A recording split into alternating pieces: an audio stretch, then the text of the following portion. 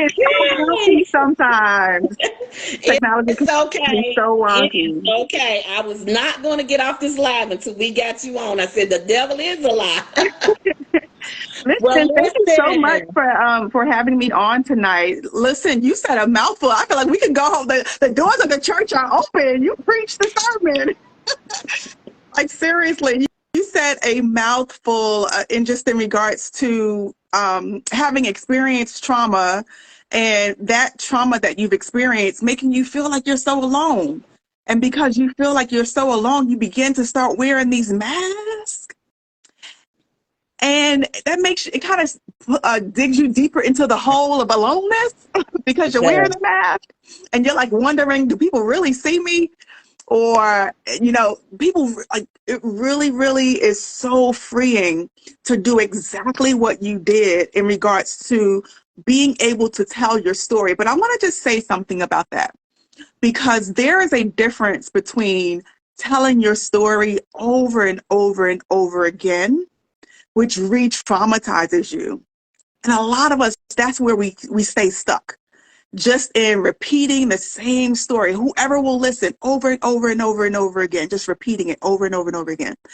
The distinction between doing that, which re-traumatizes you and keeps you stuck in this whole cycle of unhealthy emotions, and what it appears that you did, the difference is that when you were writing your book, maybe you were not fully healed.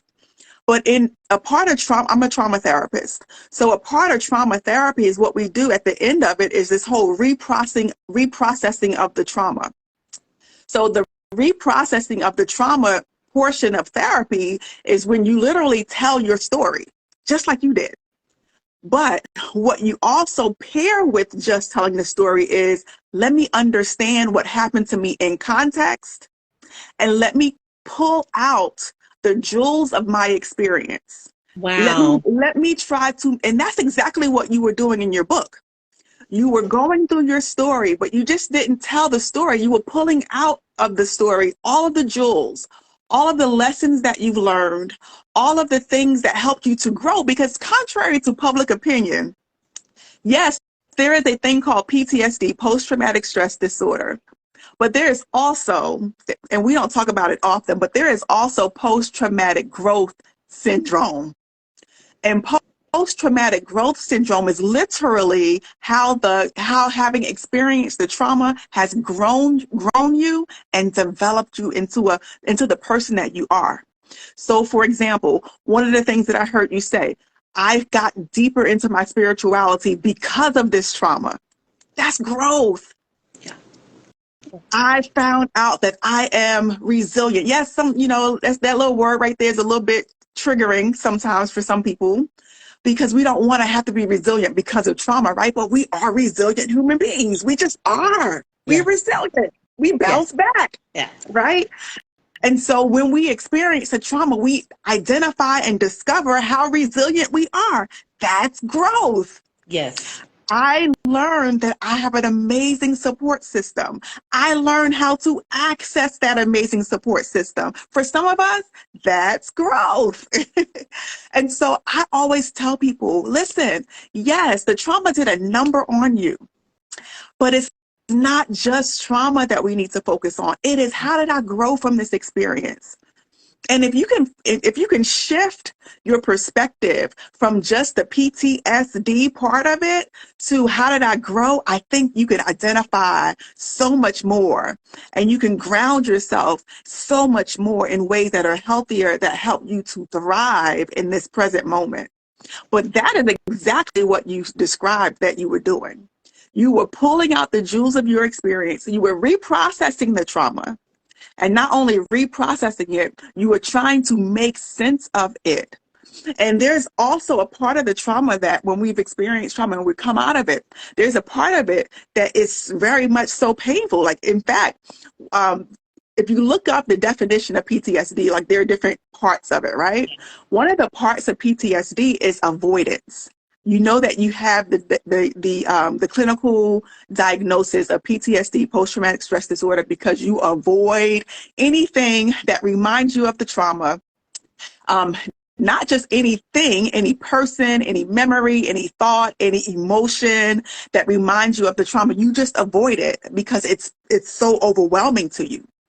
And so, one of the things that you just discussed is the fact that in the reprocessing of your trauma, it desensitized you from the Wow. trauma. You Yeah. became desensitized to it. And that is really a hard thing to do because, let me tell you something. People use drugs, Mm-hmm. people have sex, people shop.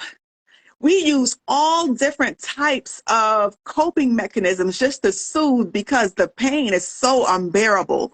So to purposely resensitize or desensitize yourself from trauma is a big thing that you did. It's huge.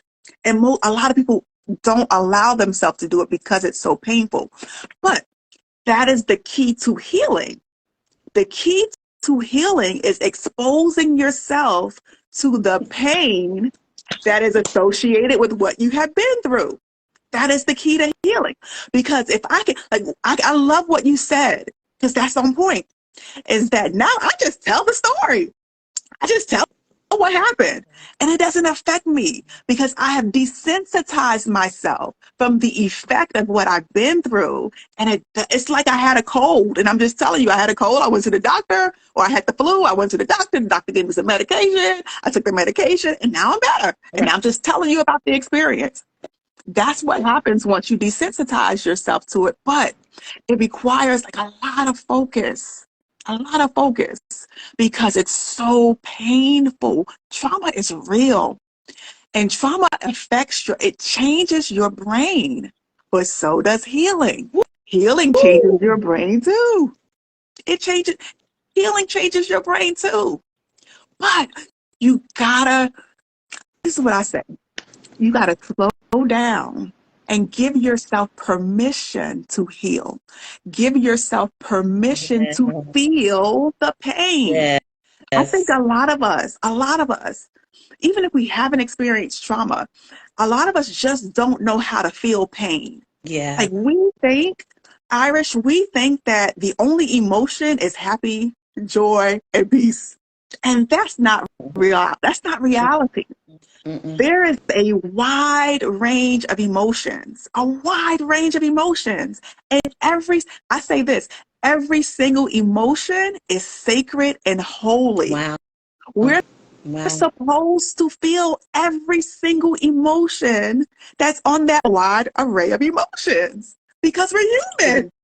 That's right. Because we're human, we're supposed to feel them all. And all of them are sacred and holy. Why is that? Because that's the way that God designed us. This is my thought. I didn't know you were faith based. I'm faith based too. So I'm home. So Yes, listen, ma'am. I'm We home. have I'm God over home. I'm here. home. So Yeah, we listen, have God over that's here. good. I love it. I love it. So God made us three-part beings, right? We are spirit beings that possess souls and we live in this body, right? Yes. Right? Yes. And a lot of us tend to fixate on just our spirit or just our soul or just our bodies. We go to the gym or we chop it up with friends or we in church all the time. We sometimes we just focus on one of those things. But when we do that, we're very much off balance. If we want to be balanced, then we have to make sure that we are connecting with and thriving in every single part of our being. And why is Yes. that? Because we are spirit beings and we live through our spirit. We hear God through our spirit. But when we are placed here on this earth, in order to function on this earth, we need our bodies, right? We need our bodies so we don't just float away. But we also need our souls so that we can function in relationship to other people because that's why we're here on this earth, Yes. to function in relation to people. So we get here on this earth and life starts lifing. Things start happening. Trauma starts happening. And trauma is big, small. So I'm like all over the place. I got so much I want to say. So I'm all over the place right now. Say Let what me you try. gotta say. Let me slow Take your myself time. down. Okay. All right. So God gave us this soul, our mind, our will, our emotions, our intellect, our personality, so that we can relate to other beings, other human beings. Right. Okay. And that soul that he gave us is what helps us to accomplish our mission and our purpose. It helps us to accomplish our mission and our purpose that he gave us, right? So life starts lifing and begins to affect us, and it affects our soul, affects us in the soulish realm. So when we become affected in our soulish realm, we can't accomplish the mission that we have for God. I remember I met with this client one day, and she was in like school. She was going to school to get a master's, PhD. She was going to get something. She had experienced trauma before, like she was in a domestic violence relationship, and every single time she went to go do her test, she couldn't. And so she came to me because she thought she had ADHD. And so I started asking this person, tell me about your symptoms. And she said, I would just get this every time I go to study, I just get distracted, I just can't do it. So I think I just have ADHD, and I got suspended from work because I can't pass this test. And so I started probing. And so come to find out, it wasn't an external distractor like the dog or the clock or whatever. It was internal. She was hearing the voice of her abuser. You're not nothing. You'll never accomplish this. You're not this. You're not that. And she thought it was ADHD. No, that's trauma that was interfering with her purpose, Wow. the purpose that God gave her. Do you see how that works? And so until we go back and become whole beings, not just spirit, but this was a soul issue. The abuse affected her soul. This was a soul issue that was interfering with her ability to function in the kingdom, Wow. to do what God wanted her to do, because her soul was not where it needed to be because of trauma. That's why healing is so important, because it interferes with everything, including relationships.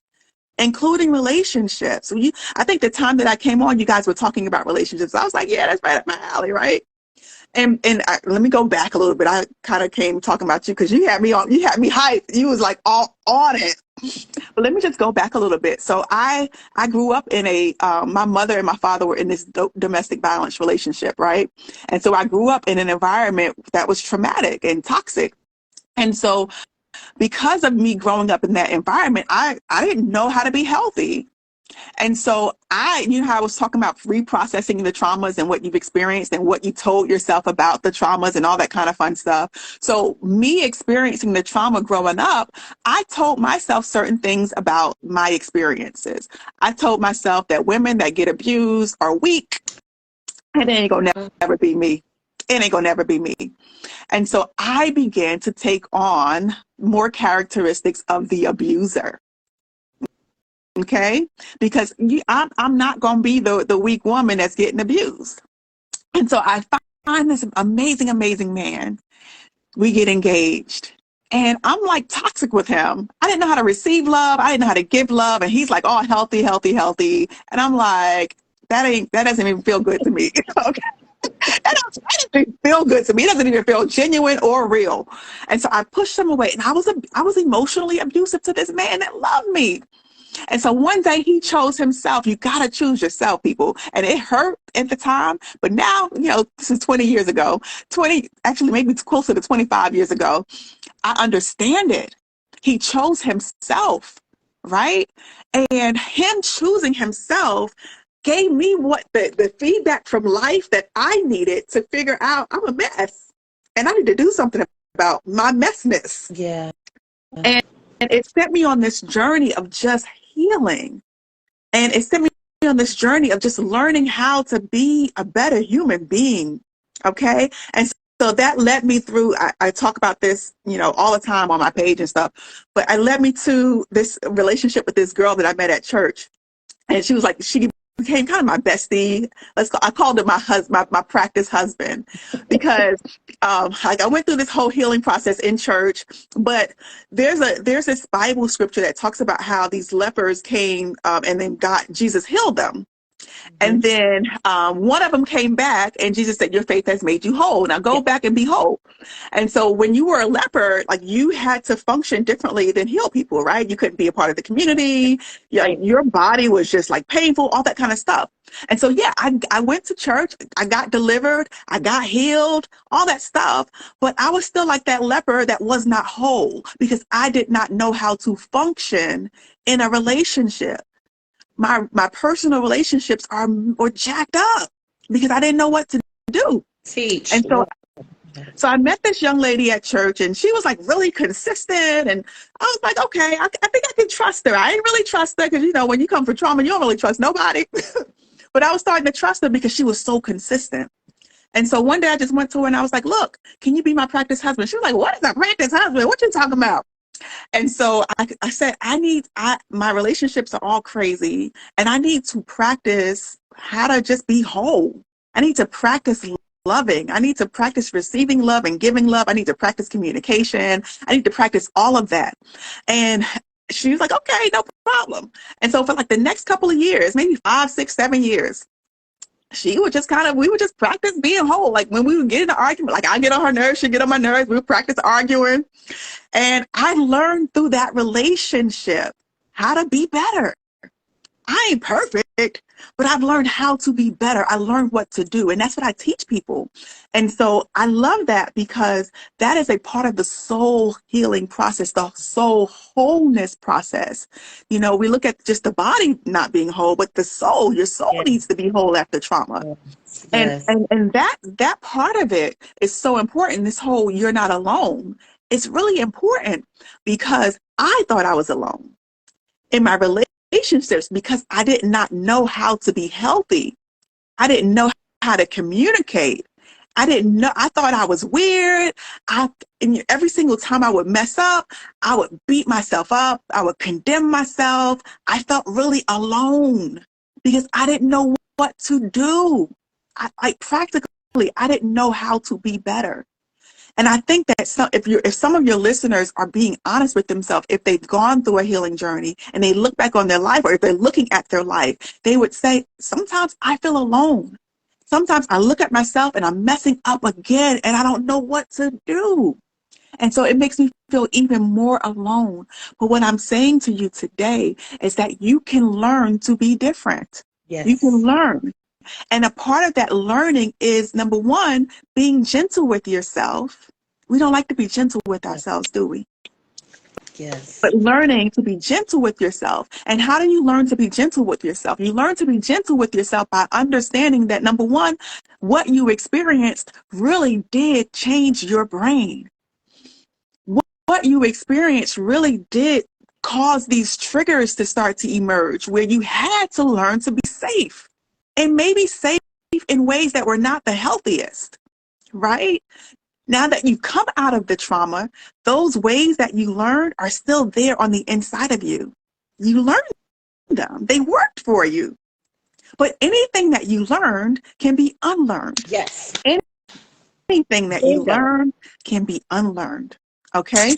And so, so listen. So you understand that, number one, when I'm feeling triggered, my brain is literally doing what it's supposed to do. And that our brain's job is to keep us alive and to keep us safe. And so the way that our brain does that is by literally scanning the environment for things that don't feel safe. So that if it senses that something isn't safe, I can either run, I can either fight, I can freeze, or I can fawn. I can do something to help me to stay alive and to help me to stay safe. Yes. So your brain begins to measure everything that it's experienced in the past against what it's currently experiencing, what's in the environment, and it's making a determination. Okay, am I safe? If I'm not safe, then I need to get safe. So I need to do something to get safe. And so for some of us who've experienced trauma, the things that we do to get safe are not the healthiest thing that we can do. And so being self-compassionate helps us to, number one, recognize that my brain is doing what it's doing because it doesn't feel safe, but I'm going to allow myself to be vulnerable and to be honest about I'm not feeling safe and I need this. I need this from you so that I can feel safe in this relationship, this connection. And relationship is not just romantic, it can be any kind of relationship. But self-compassion is all about being honest about what your experience is and without judgment, without the judgments, without saying, this is my experience and it means I'm a terrible person. It means this, it means that, it means this. No, it just means that I don't feel safe. My brain doesn't feel safe. So I know that I need something different. So I'm going to lean into that so that I can learn from it and so that I can teach you what I need to be safe. And you can teach me what you need to be safe so that when we're in this connection, this relationship, we can keep each other safe without being destructive, without being unhealthy or toxic. That's what it's all about. Yeah. And by doing that, there's like this statistic that I love to quote, and it is that for every one negative human interaction that we have, it takes about 100 of them to replace that one negative interaction. So once you found safety within a relationship, because I believe that God heals us through relationships, through Yes. connections. That's what I believe. Yes. And so when you find that healthy connection and you start to be safe with that person and you start to be vulnerable and honest and you guys are being honest with one another and you're keeping one another safe and you're caring for one another, that has to be done often. Often. One negative human reaction needs 100, at least 100 of replacing. Wow. So it's literally like you are unlearning what your brain has learned through that connection. So sometimes what happens is that we give up before our brain has unlearned it because we're like, I'm never going to get this. Or the person is like, you just go do you. Our cutoff game, I say this is the cutoff game generation. And I get it because we gotta stay safe, right? So I get the cutoff. But sometimes I wish, like in a perfect world, we would be a little bit more long suffering with one another Yeah. when we recognize that it is a relationship that's worth it. Yes. In a perfect world. And so relationships are about like kind of negotiating if I can be safe with you while you're healing. And if I can't, what are the boundaries that I need to put in place so that I can be safe? Wow. And that boundary could be I can't even deal with you. I can't even rock with you. It could mean that, or it could mean something else that you negotiate with that person. But what I'm saying is that God heals us through relationships from our traumas. But in order for that healing to take place, you got to be so honest and so vulnerable, and you got to lean into it and say what is actually there, as opposed to these defenses that we normally put up. Like Yes. we have this tendency when we don't feel safe to put up these defenses, to put up these like I call them weapons. We put these weapons up and we begin to fight the person that's there to help us to heal. And that's not healthy. That's not working. And so if we drop our weapons and we say what's real, we say the vulnerable truth that hurt me, that reminded me of something of my past that is deep inside of me. And because of that, I had this reaction and I'm sorry. And this is what I need from you so that I cannot do that because I don't like hurting you. Like that, you see the difference when you are just raw and vulnerable with a person as opposed to fighting and playing whack-a-mole with situations and feelings. Do you see the difference? Yeah. I would love for all of us to get to that place where we can be that vulnerable because in that place you get those positive human interactions that begin to heal you, that begin to heal your brain. And it also comes from you being accountable for your choices once you Come heal, on. right? Come on. part of healing is accountability. That, you know what? Yeah, I learned this back in the day and it worked for me really, really well, but it no longer works and I'm not getting the results that I need. Now, some people, it takes a long time to get to that place. And you know why? Because in my opinion, we have a tendency to enable people and coddle people. I don't want to hurt you. I don't want to say anything to rock the boat. We have that tendency to do that because in our society, we believe that confrontation is a negative. We believe that, saying our piece or honoring ourselves has to result in aggression. When those things are not mutually exclusive. Like you can honor yourself and be very peaceful and assertive. It doesn't have to be aggressive, but we have a tendency to hold back, and that's really destructive. And here's why I think it's destructive, because we get information every day from our interactions in life and from people, right? And so if life is not giving us the feedback that we need to let us know that we need to change, then we don't know that we need to change. Right. So when you honor yourself and you say, hey, I don't like when you talk to me in that way, or you are really aggressive, or your attitude is really sucky or nasty, and I don't like it. When we can be that real with people, that gives them the feedback that they need to make a different choice. Amen. But and those are called boundaries. That B word, it's a boundary. Yes. If we don't set the boundary, then how will they Yes. know? Yes. And so then we play a part in our own suffering because we're not setting our own boundaries with the people that have been through traumas, and we're keeping them stuck. Yep. That's how the system works. Rinse rinse and repeat all over again. And so we play a part in each other's healing by holding each other accountable, and that person that has experienced trauma being accountable, not getting upset when someone tells you that, look, I don't like when you do that. Right?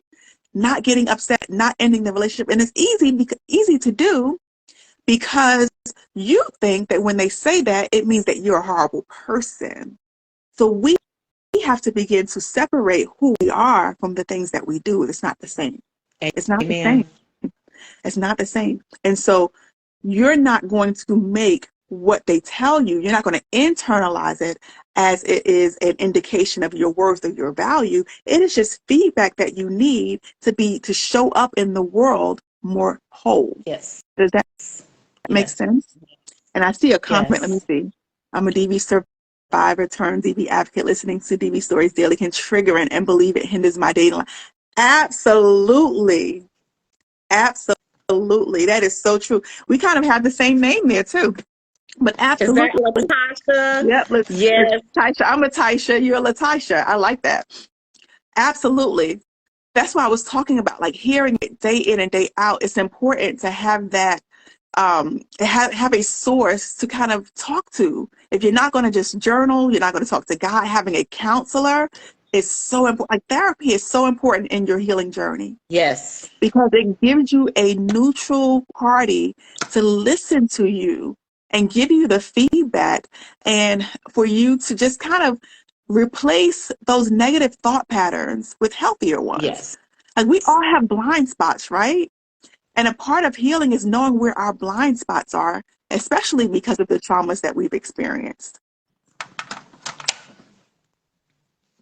Yeah. I'm sorry about Yeah, that. you're fine. Yeah. Yeah. You're Yeah. fine. So yeah, I think so the accountability, being honest with yourself, being compassionate with yourself in terms of knowing that this is just what our brains do in response to trauma, and it's trying to keep you safe, then being very, very compassionate and not internalizing it to mean that it means that you're something that you aren't. Right? That's the first steps to healing. And then finding an accountability partner. Like I found my Yes. friend that I told you about, Yes. right? And then Yes. beginning to practice those new ways of being with that person is extremely, extremely important. And they have to be safe to you. They have to feel safe. Because if they don't feel safe, you're not going to feel safe enough to open up and begin to be honest about all those vulnerable dark spots and secret spots that are in you. Yeah. Okay. And that brings up another thing. A part of the healing journey is literally honoring that old person that exists in you. Like we all have like this inner child, this younger version of ourselves that experienced those traumas, and sometimes we don't give them Right. voice. And because we don't give them voice, they stay stuck. Wow. And those parts of us are always fighting to be honored.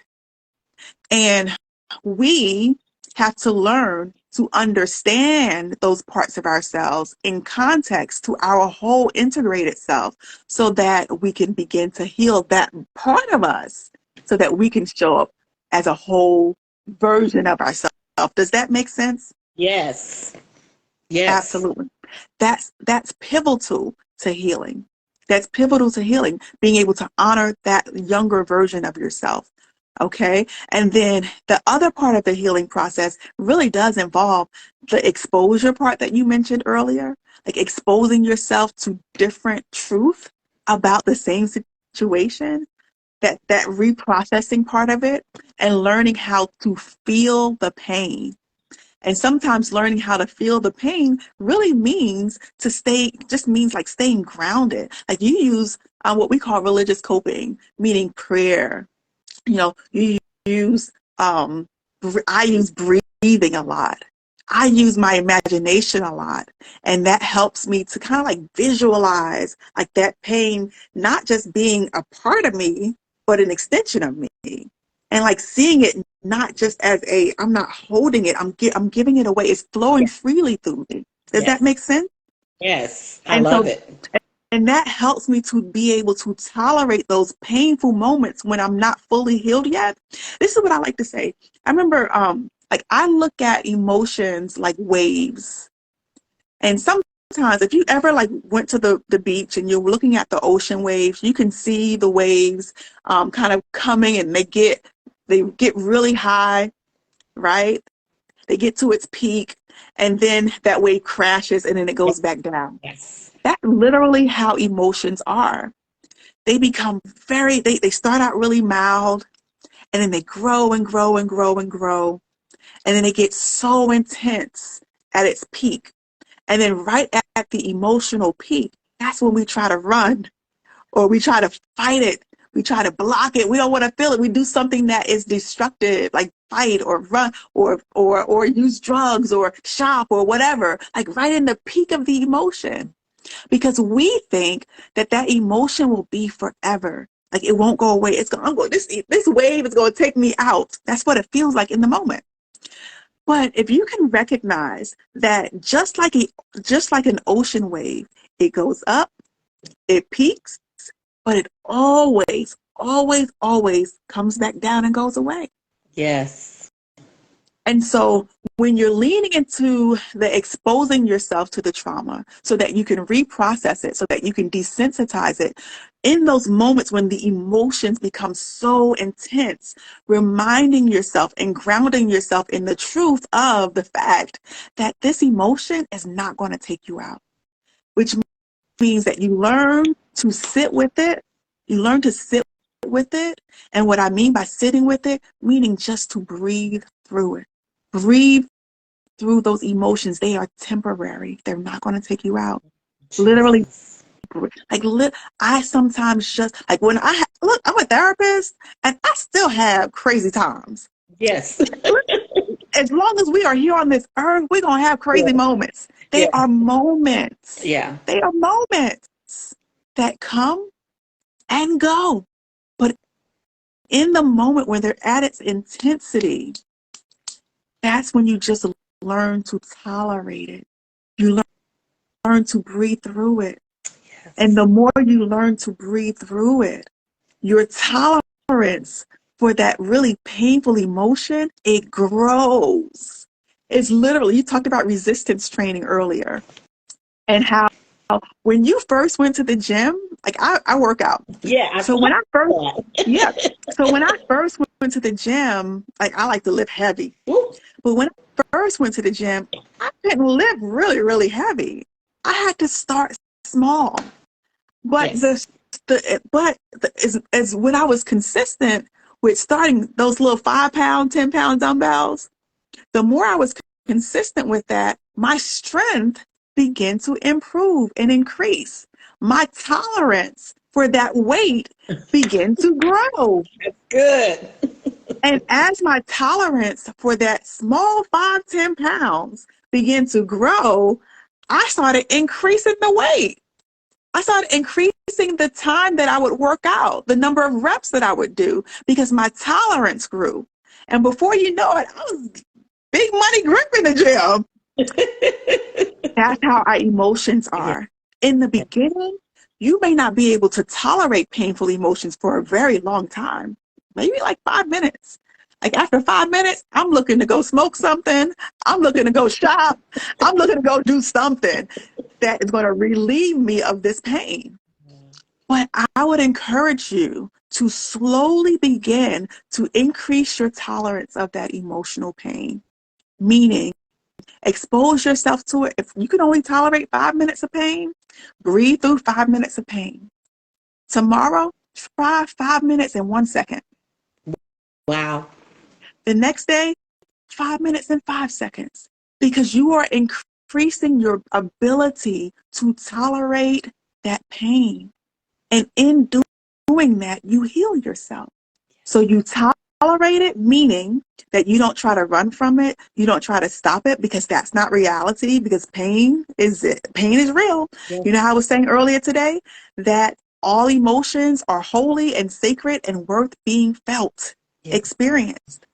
If we're going to feel the happy ones, the sad ones come with it. The painful ones come with it. Yes. So for the uncomfortable ones, learn to tolerate them, but don't let them stay there with you, because they don't belong to you.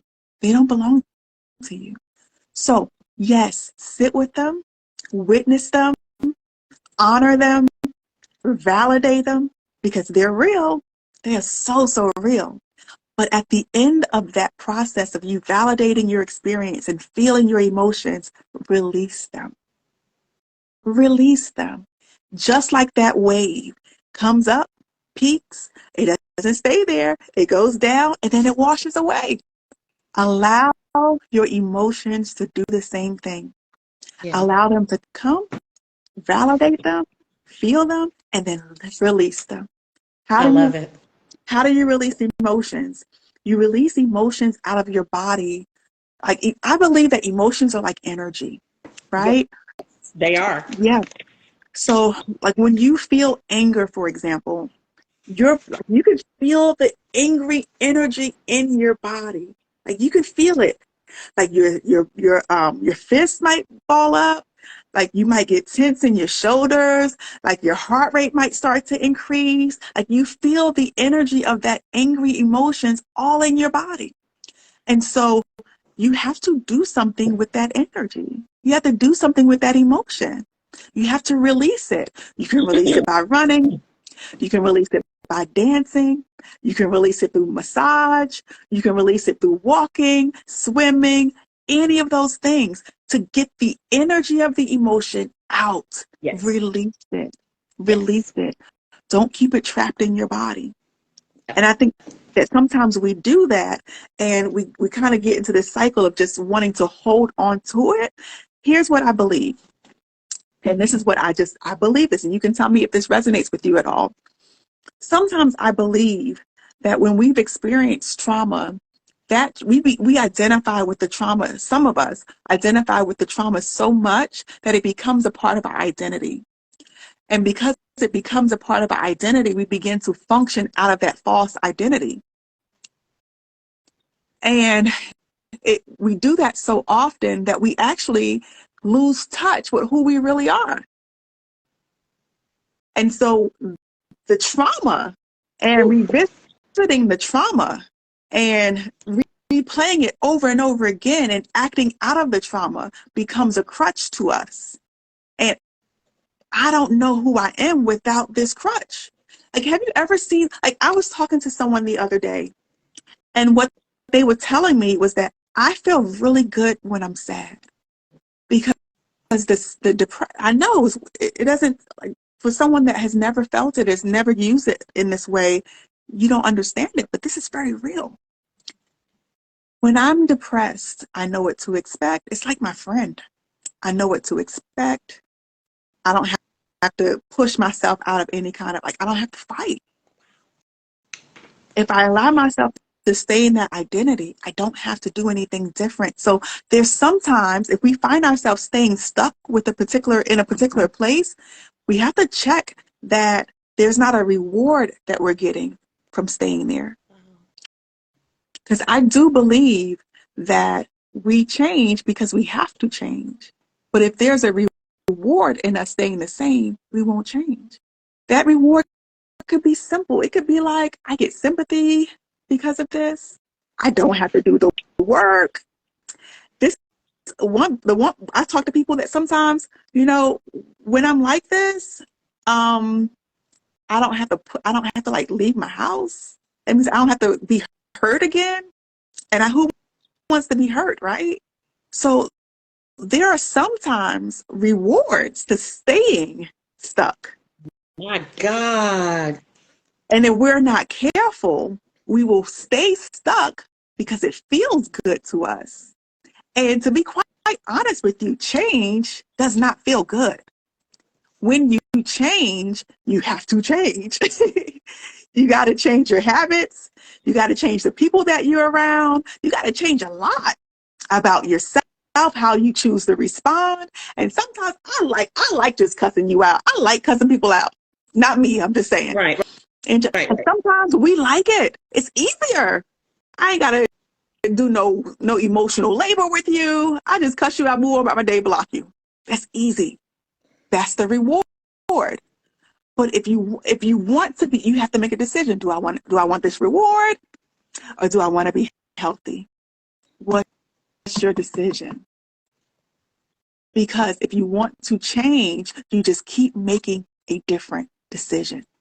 And you learn to tolerate the emotional response that might be evoked in you because you're doing something different. Because change is not easy, and it's going to evoke some emotions that are uncomfortable. So that's why I was talking about that learning how to tolerate emotional distress. That's important as you learn to change. So that you don't run when you experience the stress, the trauma, the whatever, the sadness, the anger. You don't run. You breathe through it. You sit with it. And that's how you become healthy, continuing to do that repeatedly over and over and over again. I feel like I've been talking too much. Wow. You have done an incredible job. I am just in awe right now. Wow. You touched on so many things that we've already talked about. Yeah. So it's just confirmation. It's just confirmation to our healing. And I just want to leave this opportunity right here for anybody that has any questions for, and did I say your name right? Am I saying your name, Tasha? It's Taisha. I go by Ty. You can call me Ty. Taisha. Mm-hmm. Okay, because I'm horrible with names. Does anybody have any questions for Taisha right now while she's here? You guys know when we have this opportunity, I want you to take advantage of it. Again, you can reach her on her website at www.rehabilitateyourlife.com. You got it. And you can schedule a 15-minute free consultation. Absolutely. 15 minutes. She gonna have you on the clock now. 15 minutes. Free 15-minute consultation with her. My light just blew. Hold on, y'all. Uh-oh. I don't even understand that, but it did. Yeah, my light just blew in my living room. Uh-oh. And that's not good, but it's not. Okay, I don't see anything smoking, so I think I'm okay right now. But Tasha, while I'm waiting, and my ring light is out of order, You still, so I'm not really we able can to see still your. see you. Whew, I cannot see your comments, but I will go back and hit them up. But there are so many things that you touched on tonight, and I just am just so impressed. But I do love the fact that you talked about PTSD. We all know that that's post-traumatic stress syndrome. I love how you brought that in. I love how you talked about how we desensitize, how we need to desensitize from our emotions. And the number one thing that I really, really want to touch on is you talked a lot about exposure, It's so being important. able to expose those emotions. That is how you That's how you heal. I heal. love how you talked about that. The other thing I wanted to mention to you, Taisha, is that you talked a lot about the brain, right? Automatically, I just began thinking about psychology. Hmm. You talked about how we learn, how you learn something, you can very well easily learn how to unlearn it. We Absolutely. just talked about, y'all, did we just not talk about that a few weeks ago? Wow. I think we talked about it during the time I was talking about emotional intelligence, right? Mhm. So we talked about that just a few weeks ago. But I think we become so conditioned, and like you said, we become so stuck in these emotions because we don't know how to acknowledge it. We don't want to address it. And so we're stuck in this energy, and It's an energy. it is an energy. It's an It energy. is. You know, however you want to look at it scientifically, emotions is an energy, right? Hmm. And you talked about how some people are just comfortable staying in that. What blew my mind was you talked about it's easy for me to stay here because I can get sympathy. I don't have to do the footwork. I can just drown myself and saturate myself in this because it's comfortable. I know what to expect. I know what this is. Versus trying to come out of that uncomfortable place, right? Oh, we talked about that too, Hmm. Tasha. Tasha, we talked about this several weeks ago about when it's comfortable for you Yeah. because we don't want to be uncomfortable, right? We don't When want to you be start to become uncomfortable, it's just because it's something you're not familiar with. right. So we are comfortable in what's familiar. Absolutely. And that's why a lot of us are still stuck. Absolutely. So you hit on a lot of points that I just thank you for. And I love this. I love that you said learn to be gentle with yourself. Yeah. Learn to be some of us are so hard on ourselves, and Yes. you talked about that. We beat ourselves up. We're so guilty. And why did I, or or maybe I should have, maybe I shouldn't have, and things just aren't going right in my life, and we're just on the blame game, right? Learn to be gentle with yourself. Yeah. Learn to sit back and take those deep breaths that she talked about.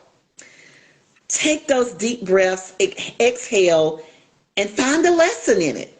Finally. What you call jewels. I love It's the that. jewel. It's the jewel. Go back You and gotta find those jewels in that. absolutely find mine the jewels of your The experience, and that's how you jewels of grow. your Yep. experience. That's I how you love grow. that. But in order to do that, you have to take those deep breaths. Mm-hmm. You have to acknowledge that there is a problem. There is something happening. There is something different. You have to be willing to acknowledge something's just not right. So let me sit back. Let me take some deep breaths and let me figure this thing out. Yeah. Yeah. You literally have to give yourself permission. You have to give yourself You have to permission. consciously give yourself permission to go Yeah. there. Going And there is yeah. scary. Yeah. And It I is love scary. that. Yeah, I love that. Giving yourself permission means I don't have to ask anybody. I don't Mm-mm. have to wait for anybody. Yeah. And I think that that's so much of what we've become accustomed to is waiting for someone to give us permission to go. Yeah, yeah. Latasha has a really good question. She's saying, is being triggered hindering or beneficial to your healing? So, in my opinion, triggers are beneficial.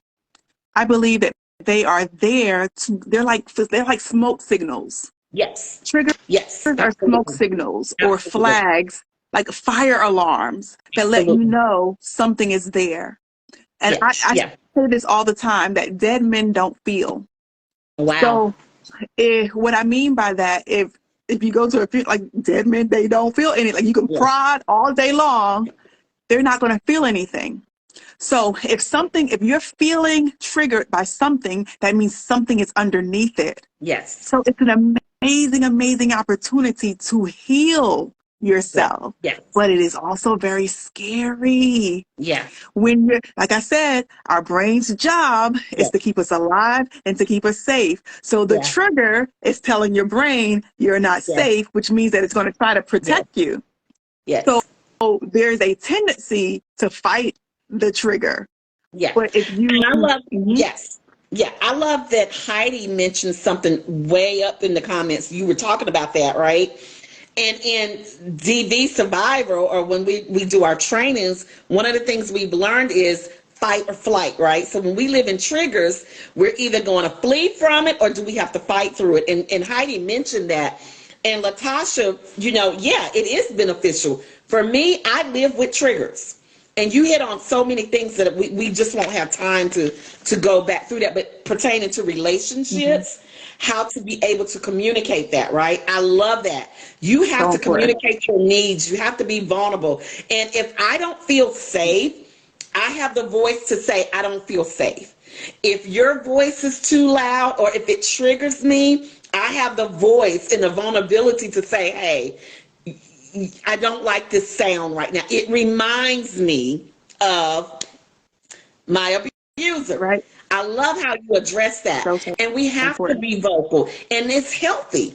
I think that is a healthy move versus Absolutely. not being vocal. That's not healthy because now you are tolerating, now you are accepting behavior that was familiar. Right. So I love how you That's address good. that. So Tasha, That's good. And yeah, yeah, yeah, so so going back to your theme for tonight, feeling alone, or like you're the one out, or that you're the crazy person for bringing this up, will make you not bringing it up.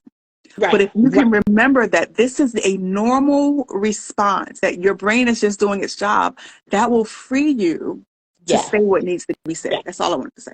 Yeah, I love that. I love that. And that goes to my next point that you made was we have to be accountable. We have to be accountable for our healing. All of that ties in together. Mhm. So if you're not accountable, nobody else is going to be. Nobody else can be accountable, right? Who said this? Who was the famous person that said, we treat people, we teach, that's it. We teach people how to treat us. Yeah, Absolutely. we teach people how to treat us. So when you cannot be vulnerable enough to speak your truth or your feelings, you're pretty much teaching this person or the people how to treat you. Absolutely. I love And that. and that's so powerful because, like I said earlier, we sometimes play a part in our own suffering. Yes. So if you Yeah, you did. Yeah. don't speak up, Yeah. then you are playing a part in your Yeah. own suffering. I love that. And you talked about setting boundaries. Boundaries are so vital. Mhm. Boundaries are really that's your safety net, right? And Mhm. it's all about respect. When you set boundaries, now you're teaching people to respect Yeah. you, to respect your parameters, right? This is a parameter you don't cross. And if you cross it, and I love my guest last week, April A. Carter. She's a expert relationship coach, and she talked about boundaries, and she talked about things that are non-negotiable. Like boundaries are a non-negotiable. You know, You set them, and they're non-negotiable. here's my thought about that. And I don't want to go back in because I don't know, I didn't listen to what she said. I think that in healthy relationships, there is some negotiating in boundaries. To the extent that you're not just in the relationship by Right. yourself, right? Meaning that I know that my boundary is going to have an effect on you. So let's have a dialogue about what you can do and what I can do to make this work. Yes. And then if neither one of us can negotiate, then it's a Then it's a non-negotiable.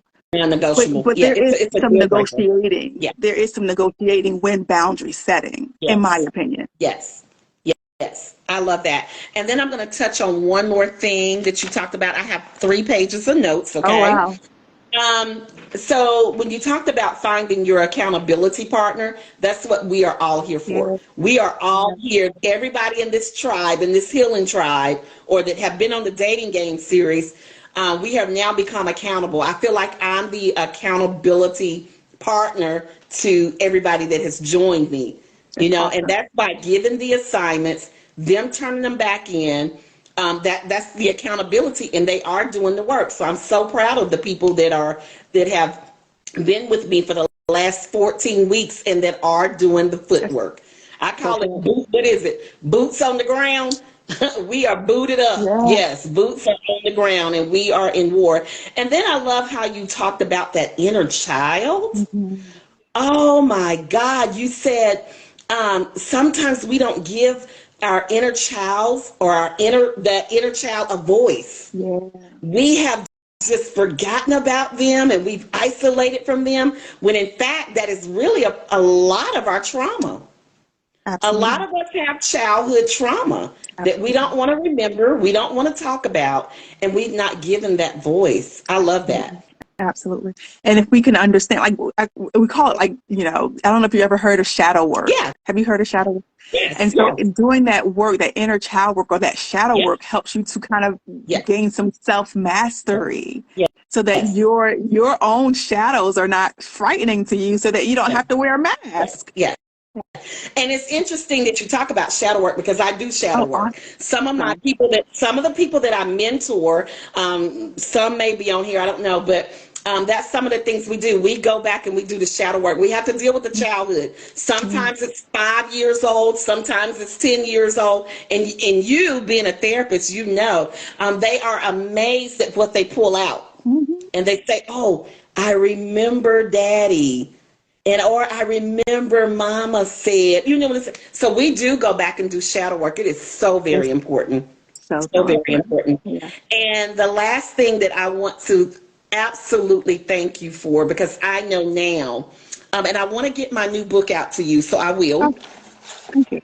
So my new book is called You Survived the Toxic Relationships. Congratulations. Now what? 7 things you should be doing to recreate a healthier you. And that's about that brain, unlearning, right? That's Unlearning all good. that toxic stuff. But what I love is that you talked about breathing. Do you know at every end of the chapter, every chapter at the end, I say breathe. Yeah, I say exhale.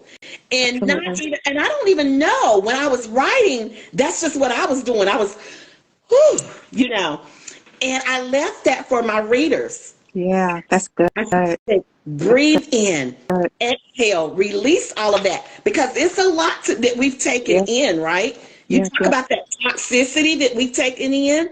So when we learn to take those deep breaths and we exhale, we're releasing That's so that. good. So you were on Breathing. point.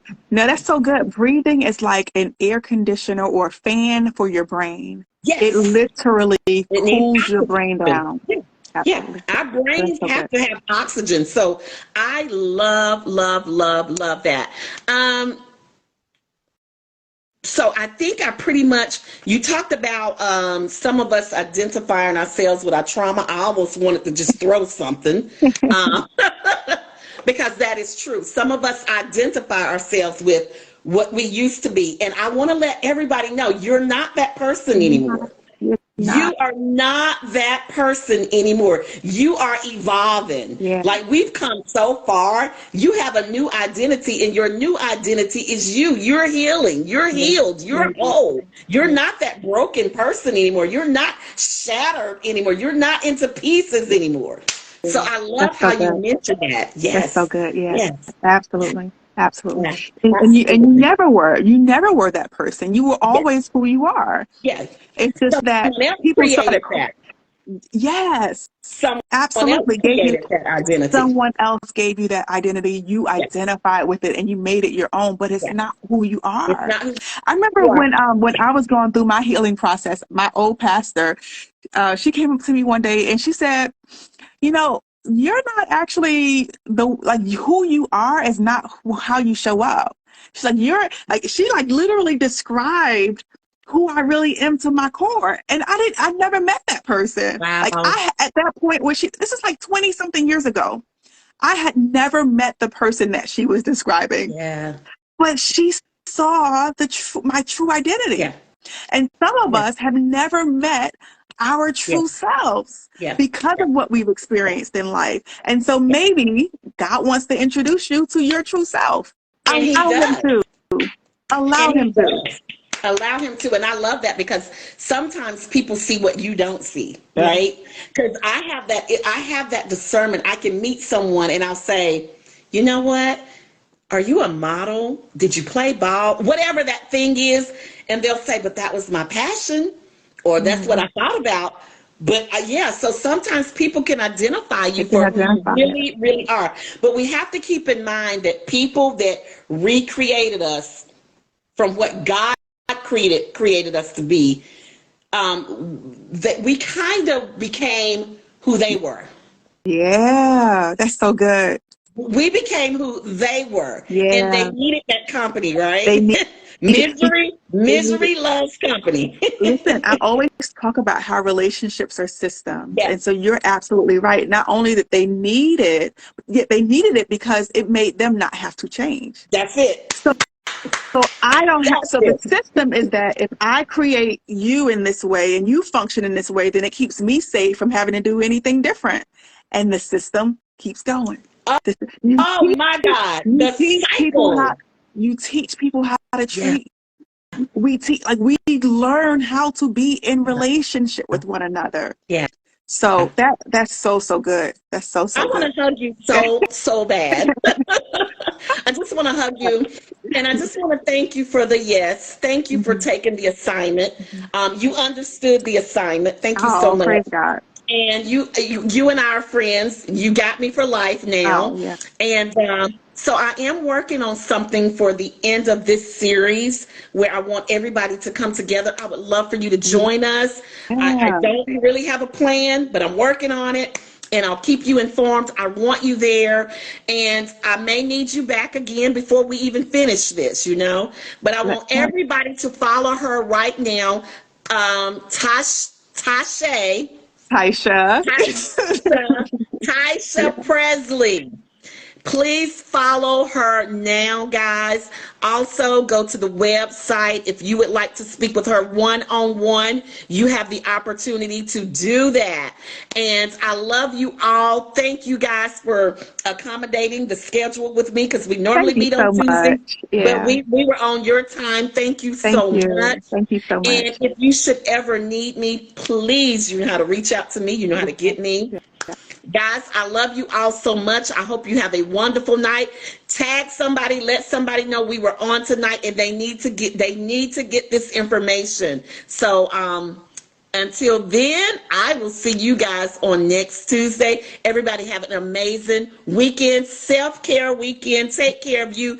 Give yourself permission to take care of you. Absolutely. All right? Because I do Absolutely. me. I do me. I don't Absolutely. ask nobody. I do me. Absolutely. All right. Well, everybody have a good night. Thank you so much. I love you all and look for your assignments to come in tomorrow or Monday. Love you guys. Bye All bye. right. Bye bye.